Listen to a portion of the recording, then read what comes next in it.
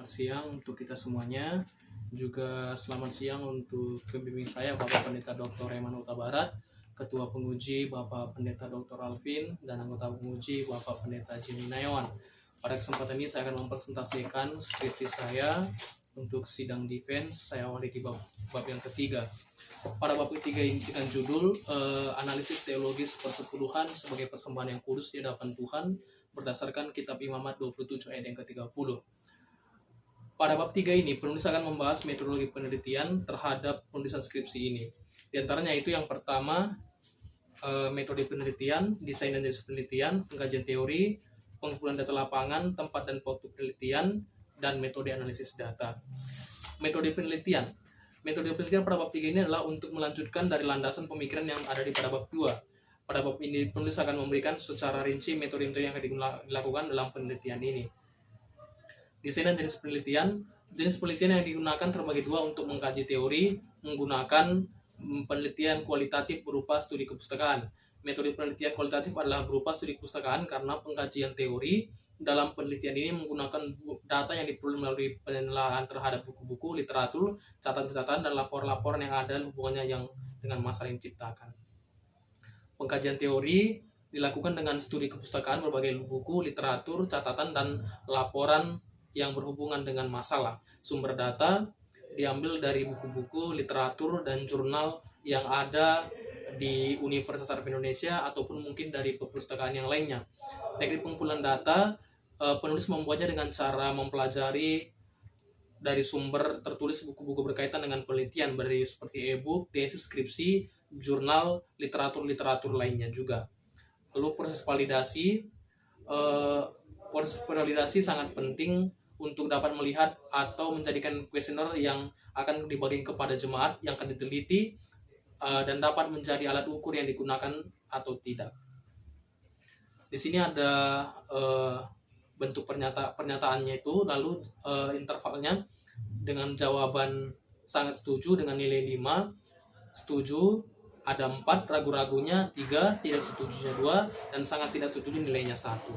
Nah, setelah dilakukan pembagian kuesioner kepada jemaat Immanuel Batu Jajar dengan 48 pernyataan dan dilakukan literasi ortodal, penulis mendapati ada 11 butir pernyataan yang tidak valid, yaitu pernyataan 3, 4, 5, 6, 10, 11, 30, 35, 37, 39, 40. Nah, dengan demikian pernyataan yang sisa akan dibagikan kepada jemaat yang diteliti, yaitu Gereja Advent Jemaat Huaan Bandung, dengan menggunakan reliability index dengan menggunakan rumus Cronbach-Alpha. Lalu teknik pengumpulan data ini yang pertama mengidentifikasi wacana dari buku, literatur, artikel, dan jurnal untuk mendapatkan hal-hal yang berhubungan dengan topik tersebut. Lalu yang kedua menganalisa segala keterangan yang ada hubungannya dengan topik terkait secara keseluruhan agar mendapat ide pokok dari data tersebut. Yang ketiga mengumpulkan informasi-informasi didapatkan berupa kutipan teks, bukan gambar maupun angka dan dari sumber tersebut yang sesuai dengan topik terkait. Yang keempat mengelompokkan data-data yang didapatkan berupa kutipan-kutipan dari sumber yang dibaca sesuai dengan subtopik pembahasan di penelitian ini. Yang kelima menarik kesimpulan atas masalah yang dikaji melalui analisis data yang telah didapatkan. Lalu analisis data lapangan yaitu membutuhkan statistik yang digunakan dalam penelitian ini adalah statistik deskriptif sebagaimana dilaporkan oleh Indriantoro dan Supomo, mengatakan statistik deskriptif umumnya digunakan oleh penelitian untuk memberikan informasi mengenai karakteristik variabel penelitian yang utama dan data demografi responden, dan ukuran yang digunakan dalam deskriptif antara lain frekuensi, tendensial, rata median, modus, dispersi, deviasi standar, dan varian, dan koefisien terhadap korelasi antara variabel penelitian. Tempat penelitian itu dilakukan sejak 20 Februari pada tahun 2020, dan metode analisis data dibutuhkan penulis dalam penelitian adalah frekuensi dari jawaban dari responden dan nilai rata-rata mean. Namun penulis juga menampilkan nilai minimum dan maksimum di titik tengah atau median, simpangan bangku, standar deviasi, dan kerentanan range dan deskripsi data ini. Lalu bab yang keempat itu yang dia ambil adalah hasil pengkajian teori dan hasil pengkajian lapangan. Hasil pengkajian teori itu ada juga nanti ada 5. Yang pertama itu adalah persembahan yang kudus di hadapan Tuhan. Lalu yang kedua fungsi persepuluhan di dalam gereja. Lalu yang ketiga, mengapa umat Tuhan harus mengembalikan persembahan persepuluhan. Lalu yang keempat itu, bagaimana mengelola persepuluhan dengan benar. Semuanya ini ada tertulis di dalam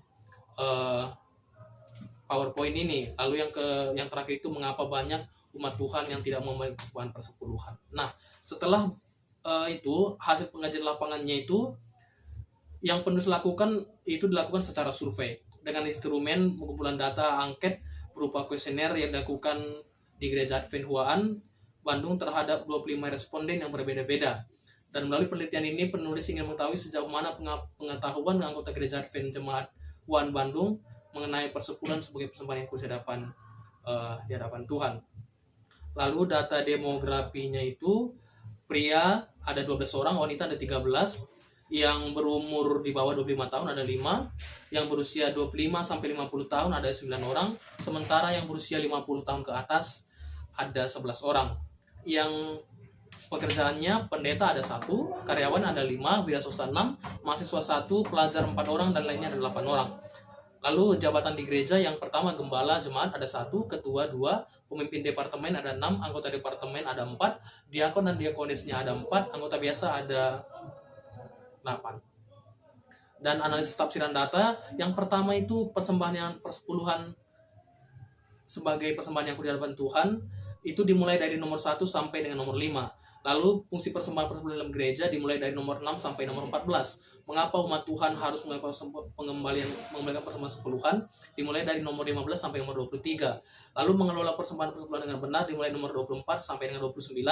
Lalu yang terakhir, mengapa umat Tuhan tidak mengembalikan persembahan persepuluhan itu dimulai dari nomor 37 sampai dengan nomor 37. Nah, dari analisis data tersebut ditulis sebagai berikut. Yang pertama, pernyataan sesuai pada kuesioner. Yang kedua, hasil ada hasil perhitungan terhadap nilai rata-rata atau mean, nilai tengah median, dan nilai terbanyak atau mode, keterangan penulis yang berupa tafsiran dari data tersebut. Bagian ini akan ditutup dengan rangkuman hasil jawaban responden. Nah, lalu perhitungan mean terhadap skala Likert, interval questionnya itu 4,21 sampai 50 dengan sangat interpretasi sangat setuju, 3,41 sampai 4,20 dengan interpretasi setuju, 2,61 sampai 3,40 dengan interpretasi ragu-ragu, 1,82 sampai 2,60 dengan interpretasi tidak setuju, 1,00 sampai 1,81 dengan interpretasi sangat tidak setuju. Nah, lalu setelah dibuat data-datanya, dimulai dari persepuluhan sebagai persembahan yang kudus itu terdiri dari 5 butir pernyataan yang diberikan kepada 25 responden dan ditampilkan dalam grafik seperti yang di samping slide. Lalu datanya juga sudah dibuat di samping slide. Lalu dari situ menunjukkan hasil respon terhadap butir kuesioner P1 sampai P5 tentang persepuluhan sebagai persembahan yang kudus di hadapan Tuhan, dan pernyataan-pernyataan tersebut memiliki angka mean sejumlah 4,72 untuk butir pernyataan P1 dengan tafsiran sangat setuju, 4,60 untuk butir pernyataan P2 dengan tafsiran sangat setuju, 4,12 untuk butir pernyataan P3 dengan tafsiran setuju, 2,8 untuk pernyataan P4 dengan tafsiran ragu-ragu, 3,52 untuk pernyataan P5 dengan tafsiran setuju. Nah, jadi kesimpulan penulis terhadap data ini adalah responden perlu memahami dengan jelas terhadap butir P4 karena ada anggota jemaat ini menjawab dengan ragu-ragu terhadap butir tersebut, menyatakan bahwa mereka masih harus memahami dengan baik. Sementara pernyataan P1, 2, 3, dan 5 mereka sudah menjawabnya dengan baik. Lalu yang kedua itu bagian fungsi persembahan-persembahan di gereja juga, itu ada 5 butir pernyataan diberikan kepada 25 orang. Setelah itu dibuat grafiknya ada di slide sebelah dan data-datanya juga sudah diambil dengan baik. Lalu dari tabel tersebut menunjukkan bahwa hasil respon terhadap butir kuesioner tersebut terhadap kuesioner P6 sampai 14 mengenai fungsi persembahan-persembahan di dalam gereja. Berdasarkan data tabel ini, penulis melihat pandangan anggota jemaat itu berbeda-beda ya. Lalu setiap pernyataan tersebut memiliki angka mean sejumlah 4,00 untuk pernyataan P6 dengan tafsir setuju, 3,04 untuk pernyataan P7 dengan tafsir ragu-ragu, 3,64 untuk butir pernyataan P8 dengan tafsir setuju, 3,60 untuk pernyataan P9 dengan tafsir 3 setuju, 3,52 untuk pernyataan P10 dengan tafsir setuju, 2,96 untuk butir pernyataan P11 dengan tafsir ragu-ragu, 3,36 untuk butir pernyataan P12 dengan tafsir ragu-ragu, 4,28 untuk butir pernyataan P13 dengan tafsir setuju, 3,76 untuk butir pernyataan P14 dengan tafsir setuju. Kesimpulan penulis terhadap data ini adalah anggota jemaat perlu memahami dengan jelas terhadap butir P7, 11, dan 12 karena mereka menjawab terhadap butir pernyataan tersebut dengan ragu-ragu, menandakan mereka bahwa kurang memahami dengan baik pada butir-butir tersebut. Sedangkan pada butir pernyataan P6, 8, 9, 10, 11, dan P14 mereka sudah menjawab dengan baik mengenai fungsi persembahan persepuluhan di dalam gereja. Lalu yang ketiga itu mengapa umat Tuhan harus memberikan persembahan persepuluhan. Ini terdiri dari 9 bukti pernyataan, lalu dibagikan kepada jumlah yang sama 25 responden, dan grafiknya ada di samping. Dan setelah dicari datanya, lalu ditunjukkan bahwa kuesioner P15 sampai P23 mengenai mengapa umat Tuhan harus mengembalikan persepuluhan, dan perlu melihat bahwa pandangan anggota jemaat dari sini berbeda-beda. Lalu setiap pernyataan memiliki angka MEAN sejumlah 3,08 untuk pernyataan P15 dengan tafsir ragu-ragu, 4,44 untuk pernyataan P16 dengan sangat setuju, 4,04 untuk pernyataan P17 dengan tafsir setuju, 3,32 untuk butiran pernyataan P18 dengan tafsir ragu-ragu, 4,24 untuk pernyataan P19 dengan tafsiran setuju, 3,64 untuk pernyataan P20 dengan tafsir setuju, 3,48 untuk butiran pernyataan P21 dengan tafsiran setuju, 4,28 untuk pernyataan P22 dengan tafsir sangat setuju, 3,48 untuk bukti pernyataan P23 dengan setuju. Kesimpulan penulis ialah responden perlu memahami dengan jelas untuk bukti pernyataan P15, 16, dan 16 karena mereka masih menjawab dengan ragu-ragu. Sementara di bukti pernyataan P11, 16,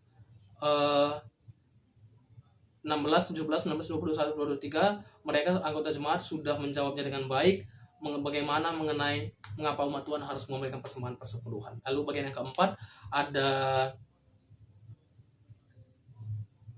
6 butir yang dibagikan kepada 25 responden juga. Setelah itu dibuat grafiknya yang ada di samping slide, datanya juga di samping slide. Lalu dari kuesioner 24 sampai 29 ini penulis melihat pandangan anggota jemaat juga berbeda-beda ya. Lalu pernyataan MEAN sejumlah 22,72 untuk pernyataan 24 dengan tafsir ragu-ragu, 3,52 untuk bukti pernyataan P25 dengan tafsir setuju, 3,32 untuk bukti pernyataan P26 dengan tafsir ragu-ragu, 3,88 untuk pernyataan P27 untuk tafsir ragu-ragu, 3,68 untuk pernyataan P28 dengan tafsir setuju, 4,16 untuk pernyataan 29 dengan tafsir setuju.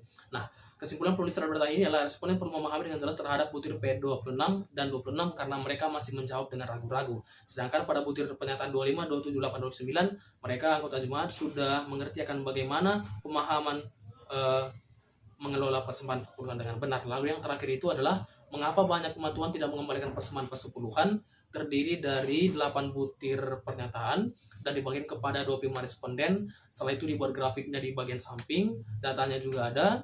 Lalu mengenai pernyataan P30 sampai 37, pandangan anggota jemaat juga berbeda. Pandangan anggota jemaat itu sama dengan jawaban. Lalu pernyataan memiliki angka MEAN sejumlah 3,91 untuk pernyataan P30 dengan tafsir setuju, 3,52 untuk pernyataan 31 dengan tafsir setuju, 3,88 untuk pernyataan P32 dengan tafsir setuju, 3,60 untuk pernyataan P33 dengan tafsir setuju, 3,64 untuk pernyataan P33 dengan tafsir setuju, 3,64 untuk pernyataan P35 dengan tafsir setuju, 3,92 untuk pernyataan P36 dengan tafsir setuju, 3,76 dengan pernyataan P37 dengan tafsir setuju. Jadi kesimpulan dari penulis, mereka sudah memahami dengan baik karena dari hasil data P30 sampai P37 respon menjawab dengan tafsiran setuju dan tidak setuju. Lalu setelah itu dirangkumkan. Lalu yang pertama itulah pengertian dari persembahan persepuluhan sebagai persembahan yang kudus di hadapan Tuhan itu.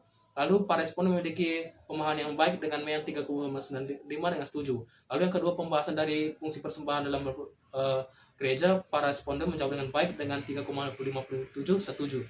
Yang ketiga itu pembahasan dari mengapa umat Tuhan harus memberikan persembahan persepuluhan. Pada bagian ini responden memahami dengan baik dengan 3,77 dengan setuju. Yang keempat, pembahasan dari bagaimana mengelola persembahan persepuluhan dengan benar. Responden juga memahami dengan baik dengan jumlah MEAN 3,54 dengan arti setuju. Yang kelima itu pembahasan dari mengapa banyak umat Tuhan tidak memberikan persepuluhan. Pada bagian ini, responden memiliki pemahaman yang baik dengan jumlah MEAN 3,69 dengan setuju. Lalu bagian yang bab yang kelima itu kesimpulan dan saran. Lalu kesimpulan lapangannya itu P1 P95, respon memiliki pemahaman yang baik dengan jumlah MEAN 3,95 dengan arti setuju. P6 sampai P16, para respon memiliki pemahaman yang baik dengan jumlah MEAN 3,57 dengan setuju. P15 sampai 23, pada bagian ini para responden memiliki pemahaman yang baik dengan MEAN 3,77 dengan setuju. P24, P29, para responden memiliki pemahaman yang baik dengan jumlah MEAN 3,54 dengan setuju. P30 sampai 37, bagian ini juga para responden memiliki pemahaman yang baik dengan MEAN 3,69 dengan setuju. Nah, itu kesimpulan lapangannya. Lalu sarannya adalah, dengan demikian pemahaman anggota gereja Advent Jemaat UAN Bandung, Provinsi Jawa Barat, mengenai analisis teologis persembahan persepuluhan sebagai persembahan yang di hadapan Tuhan berdasarkan kitab Iman 27:30. Maka di dalam tulis skripsi ini penulis memberikan saran dan masukan sebagai berikut. Yang pertama adalah gembala dan seluruh anggota jemaat agar lebih memperbanyak baca Alkitab, baca kutipan roh nubuat, khususnya mengenai persembahan persepuluhan. Lalu yang kedua, anggota jemaat agar memberikan seminar penata layanan kepada anggota jemaat untuk menambah pemahaman mereka mengenai teori persepuluhan. Lalu yang ketiga, agar gembala lebih memperhatikan jumlah persepuluhan yang dikumpulkan oleh anggota jemaat, dengan demikian dapat mengetahui kondisi ekonomi dari setiap anggota jemaat. Lalu yang keempat itu, agar anggota jemaat tetap percaya kepada organisasi yang mengelola persepuluhan, tahu arah tujuan kemana uang itu dipergunakan. Lalu yang terakhir itu adalah supaya anggota jemaat mengingat bahwa apa yang ada di dalam diri mereka itu bukanlah milik pribadi, melainkan seluruhnya milik Tuhan. Demikianlah presentasi yang saya dapat berikan. Tuhan memberkati.